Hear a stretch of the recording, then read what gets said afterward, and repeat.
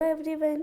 Today we are going to do class 9 English poem number 5, A Legend of the Northland. Title से पहले हम शुरुआत करते हैं. Title is a legend of the Northland. तो अब आप सोच रहे होगे लेजेंड का मतलब क्या होता है.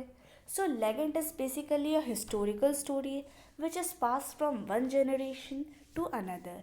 यानी एक तरह की कहानी के प्रकार में होती है, बहुत ही हिस्टोरिकल स्टोरी होती है जो कि एक पीढ़ी से दूसरी पीढ़ी के द्वारा प्रदान की जाती है, यानी जनरेशन टू जनरेशन ये चलती रहती है. फिर है Northland. Northland means cold land. तो हमारे अर्थ का फिगर तो आपने ज्योग्राफी में पढ़ा ही होगा. तो एक बार फिर से हम मेमोराइज करते हैं. कुछ इस तरह की हमारी अर्थ होती है.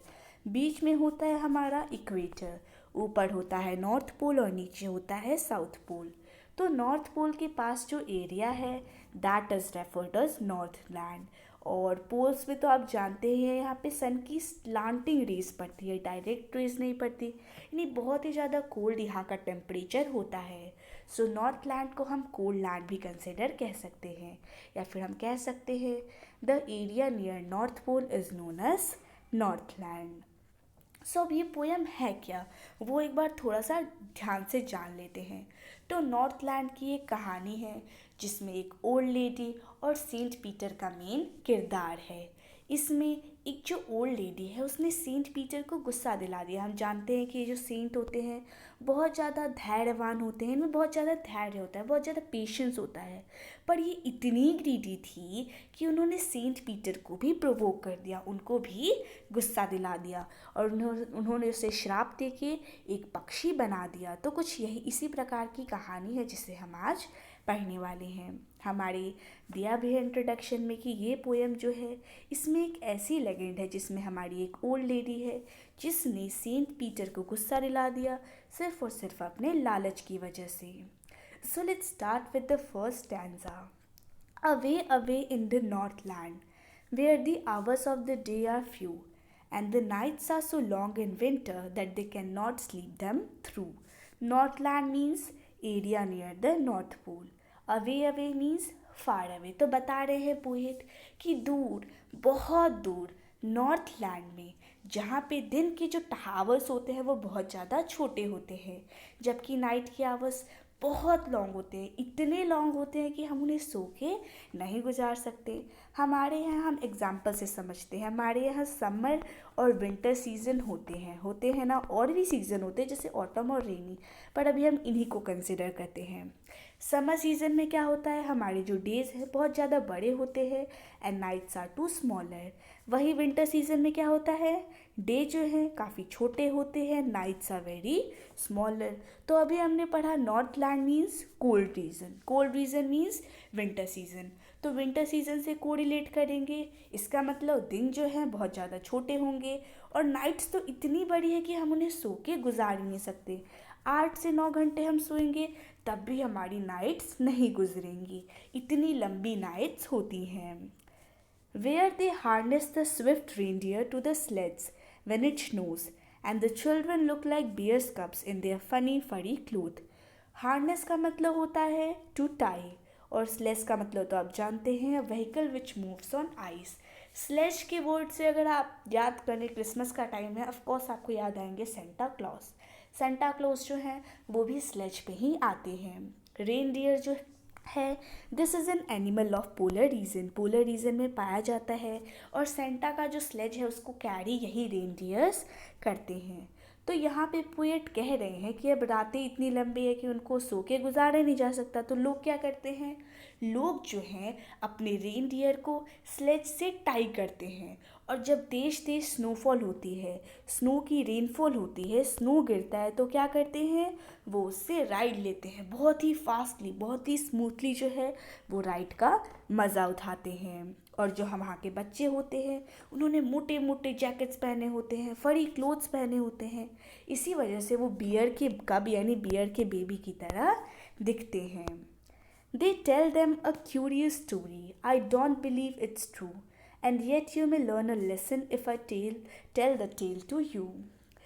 टेल का मतलब होता है स्टोरी और क्यूरियस का मतलब होता है स्ट्रेंज. अब यहाँ पे दे वर्ड किसको रेफर कर रहा है? They is referring to the people of Northland. तो पोइट जो है वो बता रहे हैं, हमारी जो पोइटेस है वो बता रही हैं कि बहुत ही एक स्ट्रेंज तरह की स्टोरी है जो कि नॉर्थलैंड के लोग कहा करते हैं। पोइटेस को बिल्कुल भी यकीन नहीं है कि ये स्टोरी जो है ट्रू है, पर फिर भी वो कहना चाह रही है कि अगर वो स्टोरी वो हमें बताएंगी तो हम इससे एक लेसन ले सकते हैं। तो अब स्टोरी पढ़ते हैं। Once when the good Saint Peter lived in the world below and walked about it preaching just as he did, you know. Saint Peter is the disciple of Jesus Christ. तो बताया जा रहा है कि जब Saint Peter हमारे साथ धरती पे रहा करते थे तो ऐसे ही वो एक दिन ऐसे ही वॉक करते हुए प्रीचिंग माला जपते हुए ऐसे ही जा रहे हैं। साधु संत ऐसे ही करते, हाथ में एक माला ले लेते हैं और उसे जपते जपते जाते हैं।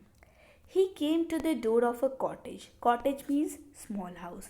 तो ऐसे ही चलते चलते वो एक छोटे से घर के आगे रुके। In traveling round the earth, where a little woman was making cakes and baking them on the hearth. Hearth का मीनिंग होता है fireplace. तो बताया जा रहा है कि एक कॉटेज एक छोटे से घर के आगे रुके और ऐसा कहा जा रहा है कि पूरे अर्थ का राउंड लगा के वो उस घर के पास पहुँचे थे। वहाँ उन्होंने देखा कि एक छोटी सी वुमेन जो है वो केक बना रही है और उन केक को हर्थ फायर प्लेस पे बेक कर रही है।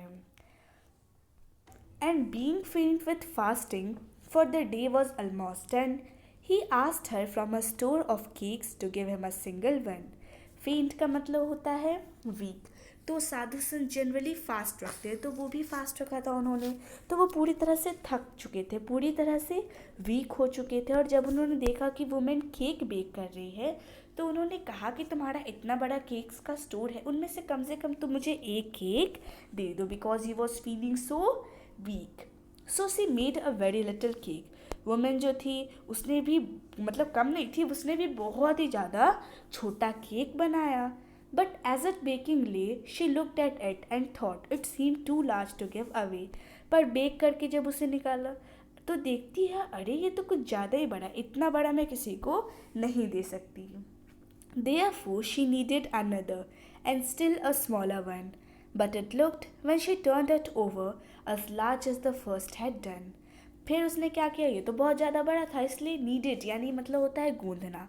तो उसने दूसरा पीस जो है उसको गूंदना तैयार किया और इस बार उसने और छोटे पीस को गूंदा। पर इसे जब बेक करके देखा तो अरे ये तो पहले वाले जितना ही बड़ा है। तो इन दो स्टैंजा से आप पता कर चुके होंगे कि लेजी इज़ अ माइजर, एक नंबर की कंजूस वो लेडी थी।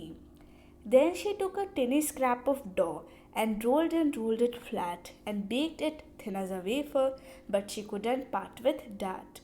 Couldn't part means couldn't tolerate, couldn't be satisfied. टिनी scrap means a small amount. तो अब दूसरे वाले से भी सेटिस्फाई नहीं थी, तो इस बार एकदम छोटे अमाउंट में उसने डॉ लिया, छोटे अमाउंट का टुकड़ा लिया, उसे रोल किया, एकदम फ्लैट बना दिया। और जब उसे बेक किया तो देखा अरे तो केक जैसा लग ही नहीं रहा, एकदम वेफर के टाइप सा, बहुत ही थिन वो बन चुका था। पर अभी भी वो उससे सेटिस्फाइड नहीं थी, वो कह रही थी कि इतना बड़ा मैं नहीं दे सकती। For she said, my cakes that seem too small when I eat of them myself are yet too large to give away. So she put them on the shelf. तीसरी बार भी वो सेटिस्फाई नहीं हुई और कहने लगी अरे जब मैं केक अपने लिए बनाती हूँ तो वो केक काफ़ी छोटा लगता है, पर वही केक अगर मुझे किसी और को देना हो तो काफ़ी ज़्यादा बड़ा लगता है। तो इससे भी वो सेटिस्फाई नहीं थी और इसे भी सेल्फ पे रख दिया। अब सेंट पीटर कमज़ोर थे। Then good Saint Peter grew angry, for he was hungry and faint, and surely such a woman was enough to provoke a saint. Provoke का मतलब होता है टू मेक एंग्री। तो अब जो है सेंट पीटर को गुस्सा आ गया, क्यों? भूखे भी थे, कमज़ोर भी थे, और वैसी वुमेन जो है वो एक सेंट, एक साधु संत कितने ज़्यादा पेशेंटफुल होते हैं, उनको भी उसने गुस्सा दिला दिया। And he said, you are far too selfish to dwell in a human form, to have both food and shelter and fire to keep you warm. Dwell का मतलब होता है to live, ठीक है, तो बता रहे अब सेंट पीटर को गुस्सा आ गया। उन्होंने कहा, अरे तुम तो बड़ी सेल्फिश हो, सिर्फ अपने बारे में सोचती हो, कितनी मतलबी औरत हो तुम तो ह्यूमन फॉर्म में जीने लायक ही नहीं हो। तुम्हारे पास खाना भी है, शेल्टर भी है, यहाँ तक कि तुम्हारे पास आग भी है कि तुम अपने आप को गर्म रख सको, फिर भी तुम इतने सेल्फिश हो। उनको उसका नेचर बिल्कुल पसंद नहीं आया। Now you shall build as the birds do, and shall get your scanty food by boring and boring and boring all day in the hard dry wood. Boring का मतलब होता है डिगिंग, स्कैंटी का meaning small amount. तो बताया जा रहा है कि बस तुम बहुत ही ज़्यादा सेल्फिश हो, अब तुम ह्यूमन लाइफ में नहीं जी सकती, ह्यूमन फॉर्म में नहीं जी सकती। अब मैं तुमको बर्ड बना दूंगा। जैसे बर्ड्स क्या करती हैं, हमेशा डिग करती रहती हैं, डिग करती रहती हैं हार्ड ड्राई वुड में। कौन सी बर्ड हार्ड ड्राई वुड में डिग करती है? ऑफकोर्स वुड पैकर। तो ऑफकोर्स वो उसे वुड पैकर बनाने वाले थे। उन्होंने कहा कि तुम भी अब ऐसे ही डिग करती रहोगी खोखले वुड्स में, and then you will get only small amount of food. Then up she went through the chimney, never speaking a word, and out of the top flew a woodpecker, for she was changed to a bird. यानी फिर क्या हुआ, उसने उनकी बातों की तरफ ध्यान नहीं लिया, सीरियसली नहीं लिया, और चिमनी के पास गई। पर चिमनी से जब घर के बाहर निकली तो देखा, अरे क्या, मैं तो इंसान हूँ ही नहीं। वो जो है वो अब एक वुडपेकर बन चुकी थी। कैसे बनी वुडपेकर? क्योंकि जो सेंट है उन्होंने उसे कर्स कर दिया और उसे बर्ड में चेंज कर दिया। She had a scarlet cap on her head, and that was left a shame, but all the rest of her clothes were burnt, black as a coal in the flame. Scarlet means bright red. तो उसके sir पे एक bright red colour की cap थी और वो वैसे ही रही, पर बाकी के जो भी उसके कपड़े थे वो वैसे ही रह गए। क्यों? क्योंकि जब वो चिमनी से निकली थी, फ्लेम से निकली थी, फायर से निकली थी, तो वो सब उस कोल में बर्न हो गए। An even country schoolboy has seen her in the wood, where she lives in the trees till this very day. तो वुड का मतलब होता है forest, and boring means digging. तो कहते हैं कि हर एक उस गांव का जो बच्चा है उन सब ने उन्हें उस जंगल में देखा है जहाँ पे वो रहती है और अपने खाने के लिए डिग करती रहती है। And this poem is written by Phoebe Cary. अब हमें बैलेट के बारे में बताया गया है। बैलेट जो है वो एक तरह का सॉन्ग होता है जिसे छोटे छोटे स्टैंजाज में नरेट किया जाता है। और बैलेट्स जो है हमारी संस्कृति का, हमारा फोक कल्चर या जो हमारा पॉपुलर कल्चर होता है उसका हिस्सा होती हैं। और ओरली जो है इन्हें वन जनरेशन टू अनदर पास किया जाता है। और ये जो हमारा लीजेंड ऑफ द नॉर्थलैंड है, that is also a ballot. Now let's come to the glossary. First word is legend, which means an old traditional story. Then Saint Peter means an apostle of Christ or a disciple of Christ. Then is provoke. Provoke means to make angry. So in this way our poem has been finished. Wish you liked the video. Thanks for watching the video. Thank you.